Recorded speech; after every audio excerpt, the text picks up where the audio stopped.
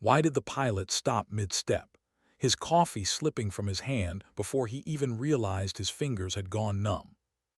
No one noticed the sound it made when it shattered against the tarmac. Engines were already screaming awake. The desert air was alive with motion, rotors spinning, voices calling, metal clanging. In a place like this, nothing paused unless something had gone very wrong. She was crouched beneath the Apache's left wing, shoulders tight, hands steady as she fed another belt of 30mm rounds into the chain gun.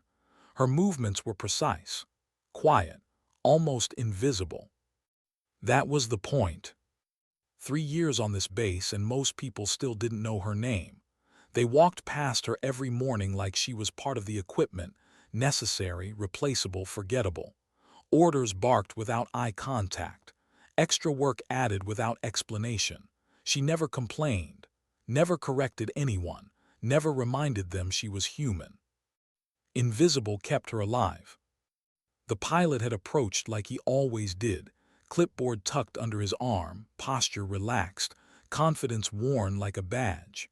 He'd come to check the loadout, half listening to a conversation over his headset, already bored before he arrived. Then she reached overhead. Fabric shifted, just a fraction enough. The tattoo surfaced briefly at her lower back, angular, geometric, deliberately precise. Not decorative, not personal, classified. The pilot froze. His mind betrayed him before his body could react. A briefing from years ago, a redacted slide, a warning spoken in a room where phones were surrendered at the door. If you ever see this marking, you didn't. His coffee hit the ground. Ceramic exploded across the concrete. Someone laughed nearby. Someone swore. She lowered her arm calmly, unaware, or pretending to be, of the sudden stillness behind her. "Everything good?" she asked softly, eyes still on the weapon system. The pilot didn't answer. He couldn't.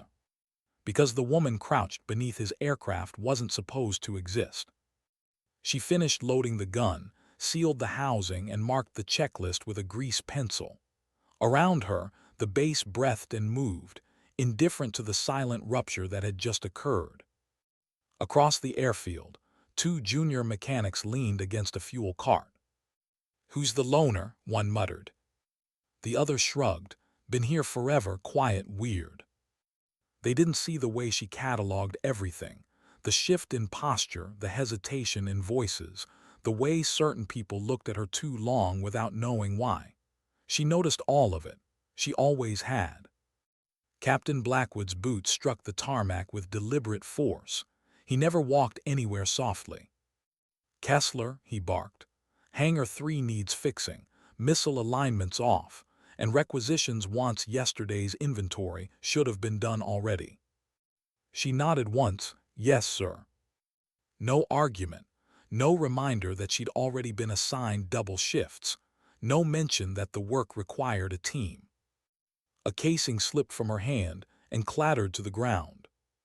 "Careful there, General Nobody," someone snickered as they passed. Her jaw tightened for half a second, just long enough to acknowledge the sting, not because it hurt, because of how wrong it was. From the control tower, Major Thorne Merrick watched her work. He'd flown combat for 17 years, and pattern recognition was second nature. There was something about the way she moved, how she checked connections twice, how she lingered on tolerances others rushed through. He made a mental note. Then the briefing alarm sounded, and the moment slipped away. She moved on to the rocket pods, adjusting the loadout with subtle defiance. Not reckless, calculated. A configuration designed for limestone structures, not open desert. She hadn't been briefed, but she didn't need to be. Listening was easier when people forgot you were there. By mid-morning, the base buzzed with urgency. Intel officers hustled. Pilots studied maps. She blended into the background, absorbing details that didn't belong to her officially. In the briefing room, Lieutenant Sparks scoffed at her adjustments on the manifest. "Maintenance got creative on Apache too," he said. "Weird setup." Major Merrick studied the diagram longer than expected. "Keep it," he said finally. "The quiet ones usually know something." She felt that deep in her chest, a flicker of something dangerous. Recognition. Later, as she secured the last panel, Merrick approached, close enough that she could hear the tension in his breathing. "Unusual configuration," he said. "Better for the terrain," she replied, voice low, measured. Then her shirt shifted again. The tattoo showed.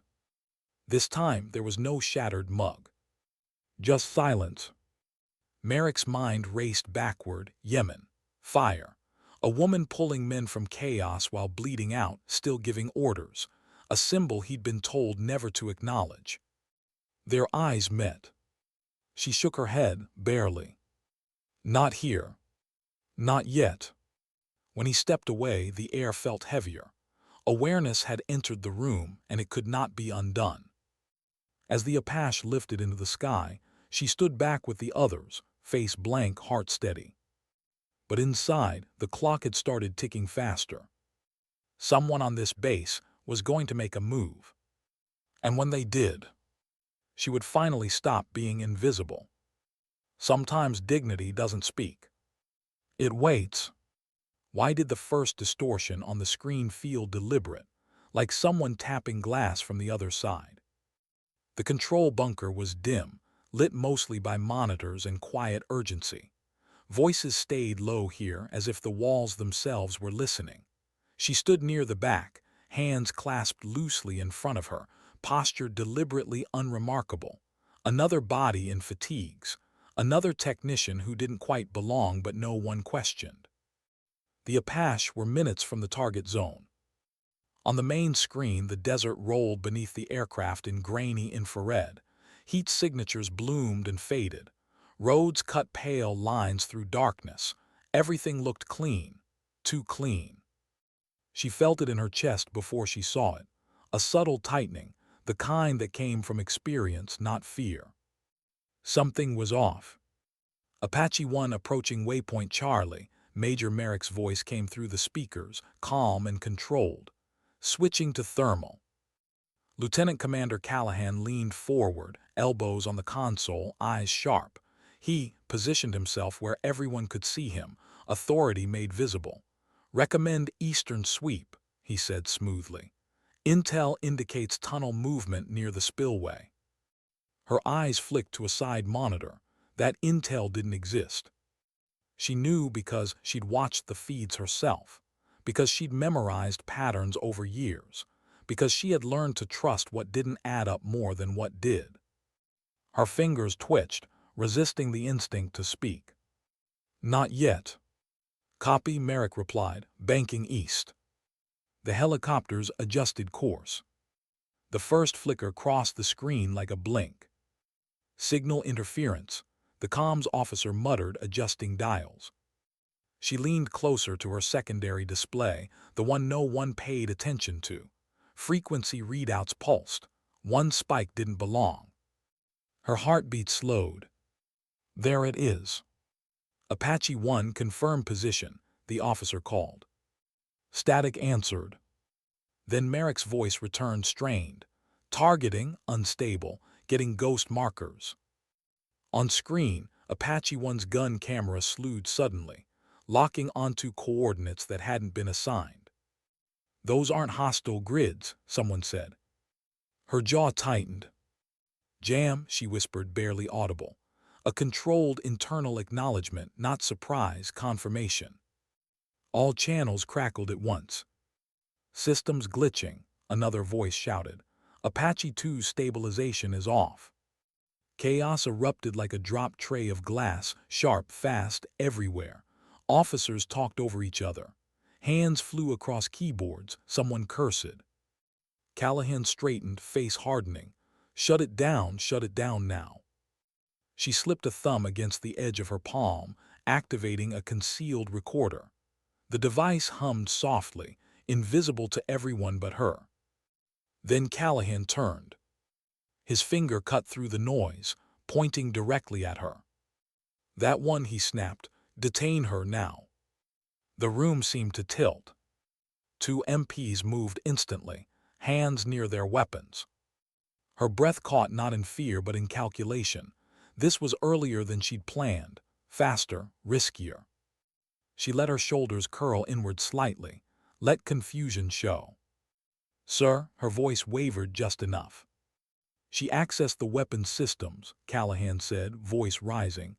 Targeting failed after her adjustments. That's sabotage. The MPs closed in. Then the bunker door slammed open. Major Merrick stumbled inside, flight suit torn, blood streaking down his temple. One leg dragged slightly. He looked like a man who'd wrestled gravity and barely won. "What the hell is going on?" he demanded. Callahan didn't hesitate. "Your mechanic compromised the birds. We lost targeting seconds after launch." Merrick's eyes locked on her. Really looked at her. Then he stepped between her and the MPs. "Stand down." The room froze again, different this time. He didn't sound injured. He sounded absolute. "Major, you're disoriented," Callahan began. "I said stand down." Merrick's voice dropped, dangerous and steady. "Unless you want me calling Central Command and having them explain who you're about to handcuff." Confusion rippled outward. She lifted her head slightly. "What happened to the crews?" she asked quietly. A comms officer answered without thinking. "Emergency landings, minor injuries, all accounted for." Relief touched her chest, brief, contained. Merrick turned to the room. "She didn't sabotage anything." Callahan scoffed. "She's a nobody, a loader." "No," Merrick said. "She's Colonel Nyra Kessler." Silence slammed down like a blast door. "Former commander of the Shade program," he continued. "Officially KIA in Yemen, medal recipient. The woman who pulled my entire unit out under fire."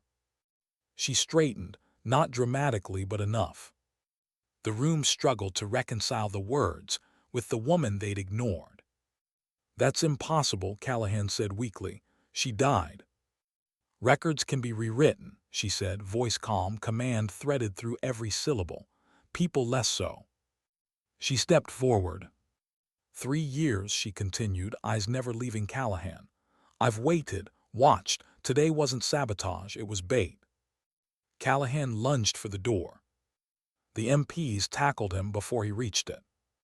As he screamed and fought, she knelt by a console and opened a hidden panel. Equipment emerged, illegal, sophisticated, undeniable. "Signal originated here," she said. "Same encryption as Yemen, same trader." Hands shook as officers realized what they'd been standing beside all this time. When Callahan was dragged away, the bunker exhaled. Merrick approached her slowly. 3 years, he said quietly. She nodded, being invisible works. Later, as the crisis settled into stunned whispers, she sent one secure message. Operation complete. For the first time in years, she signed it with her real name. Sometimes truth doesn't rush in. It waits until lies make the first mistake. Why did the room feel smaller once everyone knew who she really was? The air in the bunker hadn't changed, yet every breath felt heavier. Conversations died mid-sentence when she passed. Eyes followed her now, wide, uncertain, almost apologetic. The same people who had stepped around her for years suddenly didn't know where to stand. She hated that part. Not the attention itself, the distortion of reality. The way respect, once withheld, rushed back all at once and demanded forgiveness without understanding the cost. Debriefing began within the hour. Screens replayed corrupted signals. Analysts traced timelines. Lawyers joined the call from somewhere far away, their voices flat and procedural. She stood at the center of it all, answering questions with precision, never volunteering more than necessary. She kept her emotions compartmentalized. She always had. Still, every so often, a memory slipped through the cracks. A night in Yemen when the air tasted like metal. A radio that wouldn't answer. The weight of a man bleeding out across her shoulders while she calculated angles and distances like a machine. because panic would have killed them all. Those memories sat quietly behind her eyes as she explained how Callahan had fed false targeting data to insurgents for years, how maintenance access allowed her to monitor everything without being noticed, how today's altered loadout wasn't meant to save the mission, it was meant to provoke him. "You used the squadron as leverage," one officer said carefully. She didn't flinch. "I used myself." Silence again. Major Merrick sat nearby, freshly bandaged, listening more than he spoke. Occasionally their eyes met and something passed between them, recognition maybe, or shared understanding of a line crossed and survived. When the debrief finally ended, she stepped outside into the late afternoon heat. The base looked the same. Sun-bleached concrete, dust in the air, soldiers moving with routine efficiency. But it felt unfamiliar now. She walked past Hangar 3 without slowing, past the fuel depot, past the exact spot where a mug had shattered that morning. Shards still glittered faintly on the ground, half swept, forgotten. Funny what people cleaned up, funny what they didn't. Near the medical tent, two privates stood stiffly as she approached. "Colonel," one blurted, voice cracking, "permission to speak." She stopped. "Go ahead." He swallowed. "We're sorry for before, we didn't know." She studied them for a long moment, young, exhausted, human. "You didn't know," she said evenly. "That's true, but respect shouldn't depend on knowledge." They nodded hard, the lesson landing heavier than any reprimand. She let them go. Inside the infirmary, Merrick lay on a cot, staring at the ceiling. He smiled faintly when he saw her. "They keep apologizing," he said. "They will," she replied, "for a while." He shifted, wincing. "Does it ever feel strange, watching people rewrite who you are overnight?" She considered the question, longer than she needed to. "Yes." That answer surprised him. Maybe it surprised her too. He exhaled. "I keep thinking about Yemen, about how I never thanked you." "You don't need to."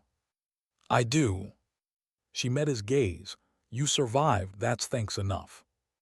The sun dipped lower as she left him to rest. Orders had already been written. Her cover was compromised. That meant extraction, reassignment, another life shed like a skin. In the commander's office, General Westfield waited, steel-gray hair, eyes like stone polished smooth by time. 3 years, the general said. "You exceeded every parameter." "It took as long as it took." Westfield studied her. "You could have ended it sooner, revealed yourself." "Yes, but you didn't." "Because then the network would still exist." A pause, then quietly, "And because you were willing to endure being diminished." Naira didn't answer immediately. Being ignored had been tolerable. Being underestimated had been useful. Being disrespected had been harder. "It wasn't about endurance," she said at last. "It was about priority." The general nodded once. "You'll have 2 months' leave." "That won't be necessary." "It is," Westfield said firmly. "Even ghosts need time to remember they're alive." That night a small ceremony was arranged. No speeches broadcast. No press. Just a room full of people standing straighter than they ever had around her before. When Merrick handed her her insignia, real this time, his hands shook slightly. "Welcome back," he said. She accepted it without ceremony. Later, alone in her temporary quarters, she removed the uniform and sat on the edge of the bed. The silence pressed in. No radios, no footsteps, no role to play. For the first time in 3 years, she didn't know who she was supposed to be tomorrow. That thought unsettled her more than any firefight ever had. She lay back and stared at the ceiling, letting the quiet wash over her. Pride surfaced briefly, then faded. Pride was fleeting. Missions were permanent. Outside, the base settled into night operations. Engines hummed. Guards changed shifts. Invisible battles ended. Visible ones began. Sometimes redemption isn't loud.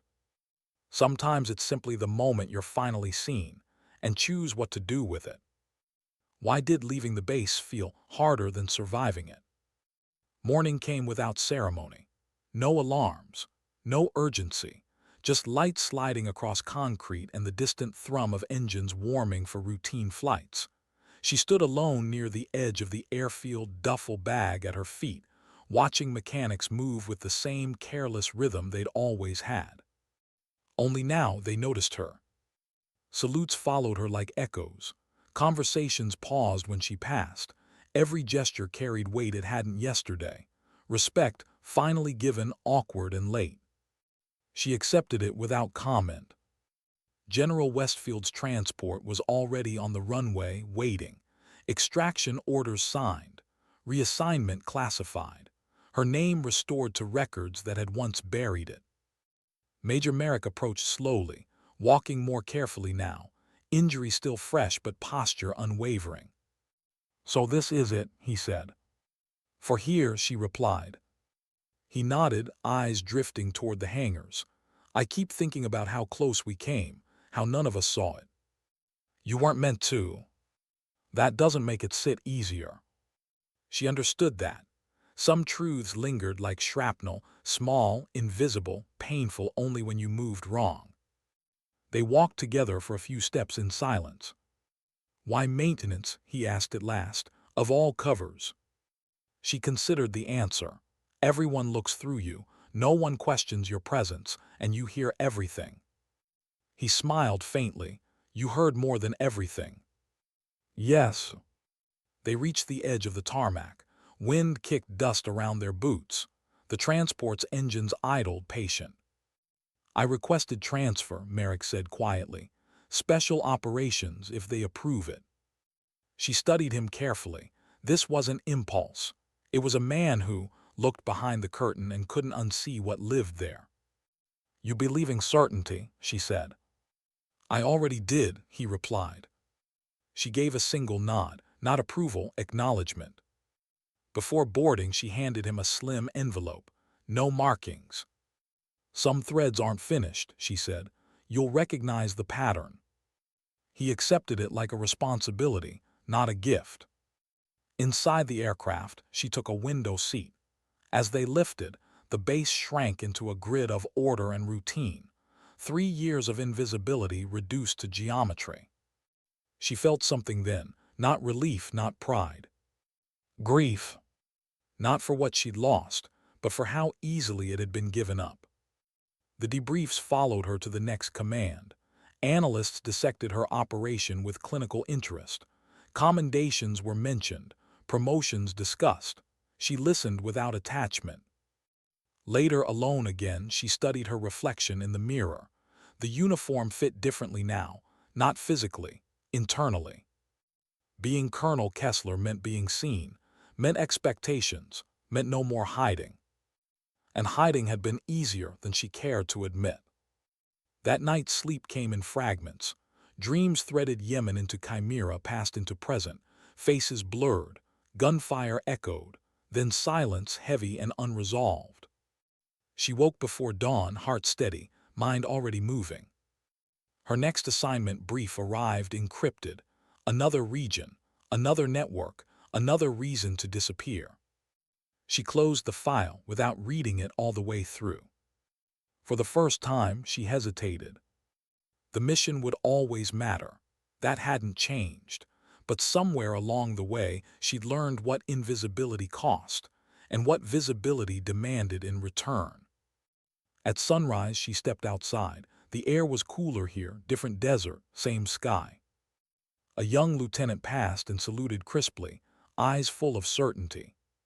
She returned it and wondered, quietly, how many ghosts walked beside him without his knowing. Sometimes strength isn't proven in battle. Sometimes it's proven in what you carry forward, once the war stops pretending you don't exist. Why did the next mission feel heavier, now that she no longer had a place to hide? The briefing room was colder than it needed to be. Screens glowed with satellite imagery, red boxes marking places where something had already gone wrong. She stood near the table, hands behind her back, listening while another officer explained a problem she had already anticipated. A communications hub, compromised, not destroyed, infected. The kind of threat that didn't announce itself with explosions. The kind that waited patiently while people trusted the wrong data. She recognized the pattern immediately. Some ghosts never rest. When the briefing ended, the others filed out in clusters, talking too loudly, relieved to leave complexity behind. She remained where she was, eyes still on the map. This wasn't just another assignment. The signatures matched threads she'd seen years ago, buried beneath unrelated incidents, dismissed as coincidence. They hadn't been coincidence. Someone had learned from Callahan's mistakes. A junior analyst hesitated near the door, then turned back. "Colonel, are we going dark on this one?" She looked at him, really looked. He was competent, nervous, still believed systems worked if you followed them. "Yes," she said gently, "completely." His shoulders tightened. "Then how will we know what's real?" She allowed herself a thin, almost invisible smile. "We won't, not at first." The flight out was quiet. No ceremony this time. No one watching from a runway. Just her, the hum of engines, and a folder of names that might already be dead. She thought about Chimera more than she expected. About routine. About being dismissed. About how simple life became when no one wanted anything from you. Being seen meant responsibility. Expectations. The constant risk of disappointing someone who believed in you. She had led men into combat before. She had ordered things that couldn't be undone. But this visibility felt strangely heavier. On arrival, she didn't take command immediately. She observed, watched how people spoke when they thought rank wasn't listening, watched who rushed decisions and who hesitated. Patterns emerged quickly. Late one evening, alone in a temporary operations room, she replayed intercepted transmissions.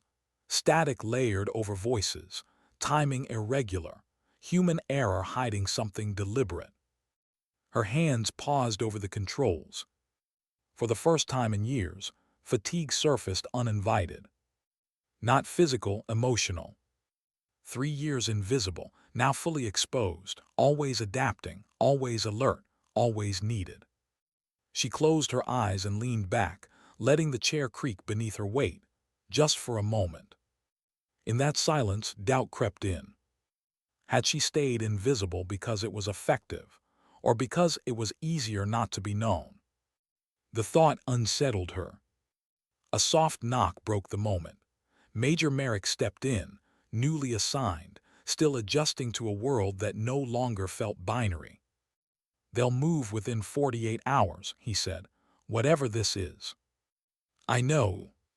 You're quiet tonight." She met his gaze. "So are you."